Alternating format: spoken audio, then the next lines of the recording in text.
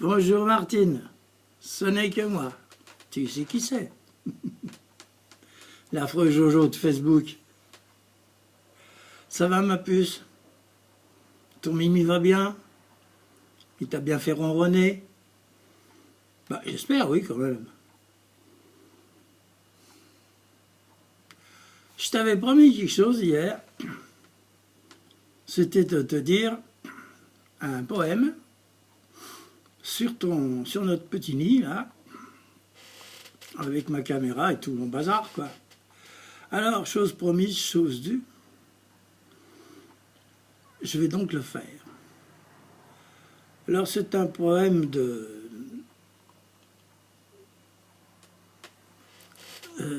d'une dame qui s'appelle Madame Renée Vivien. Très jolie poétesse que j'aime bien, j'en lis très souvent. Elle est née dans les années 1877-18, je ne sais plus bien. Et elle est morte dans les années 1909-1910. Grande femme, grande écrivaine. Et j'aime bien sa forme d'écriture. Alors, attends, parce que j'ai un petit souci là. Ah ouais, ce petit souci, il faut que je le règle. Bon, c'est pas grave. Parce que tu comprends, je ne le connais pas par cœur. Donc là, je suis devant ma caméra, sur ma tablette qui est contre mon gros ordinateur, et je vais le lire en même temps. Pas tout, mais je vais être obligé d'en lire des passages.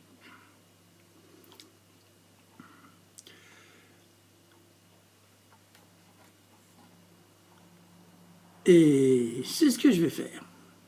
Je voudrais te demander une chose quand même, qui m'inquiète. Enfin, qui m'inquiète. Ton Mimi, ton Michel. Moi, lui, il me voit. Parce que je présume que tu ne regardes pas ton ordinateur planqué au fond de tes chiottes. Hein, ou la couverture sur la tête, sous le lit. Mais t'aimerais quand même. Donc, il va sur Facebook. Mais moi, je ne le vois jamais. Alors, j'aimerais bien qu'en privé, par exemple, sur notre petit nid, puisque là, ça ne risque rien, surtout si monsieur a ses pudeurs, j'aimerais bien qu'il s'exprime un peu. Ça me ferait plaisir. Il n'y a pas de raison. Tu sais bien que moi, ça risque rien du tout. On est entre nous trois, là. Il n'y a que nous trois qui pouvons nous voir, nous entendre. Bon, ça me ferait plaisir. Parce que moi, je ne sais pas ce qu'il pense de tout ça. Tu me dis qu'il est content, qu'il me remercie, qu'il me serre la paluche. C'est bien aimable tout ça. Je remercie ce monsieur. Enfin, j'aimerais bien en savoir un petit peu plus, tu vois. Oh, simple curiosité de poète. Ben oui. Parce que dans un sens, je suis un peu poète. J'ai en plus ce défaut-là. Enfin, si l'on peut parler d'un défaut. Mais bon, c'est bien agréable. Alors voilà ce qui se passe. Je vais te lire le poème. Ça s'appelle, et ça va très bien pour toi d'ailleurs, c'est pour ça que je dis que je voudrais bien avoir... Attends, bouge pas, il faut que je mette des codes là. 2, 3, 4, ok. J'aimerais bien avoir la vie de Michel. Parce que ça, c'est un truc qui pourrait te réciter. Tu lui fais apprendre par cœur de force, quitte à le fesser, ou à faire la grève de la petite culotte. Mais tu vas lui dire. Alors ça s'appelle « À la femme aimée ».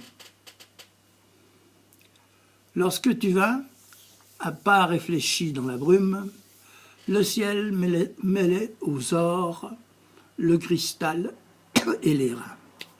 Ton corps se devinait, ondoiements incertains, plus souple que la vague, plus frais que l'écume. Excuse-moi.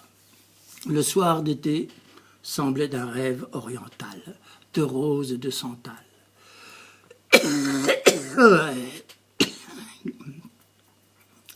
Je tremblais de longs lys religieux de blême se mouraient dans tes mains comme des cierges froids. Leurs parfums expirants s'échappaient de tes doigts, et leur souffle pâmé, des angoisses suprêmes, de tes clairs vêtements, s'exhalaient tour à tour l'agonie et l'amour. Je sentis frissonner sur mes lèvres muettes la douceur et l'effroi de ton premier baiser. Sous tes pas, j'entendis les lyres se briser, criant vers le ciel l'ennui fier des poètes, parmi des flots de sons languissants, décrus. Blonde, tu m'apparus. Et l'esprit assoiffé, éternel d'impossible, d'infini je voulus moduler largement un hymne de la magie et d'émerveillement. Mais la strophe monta bégayante et pénible, reflet naïf, écho puéril, vol heurté vers ta divinité. C'est terminé, madame. C'était pour votre plaisir. Voilà.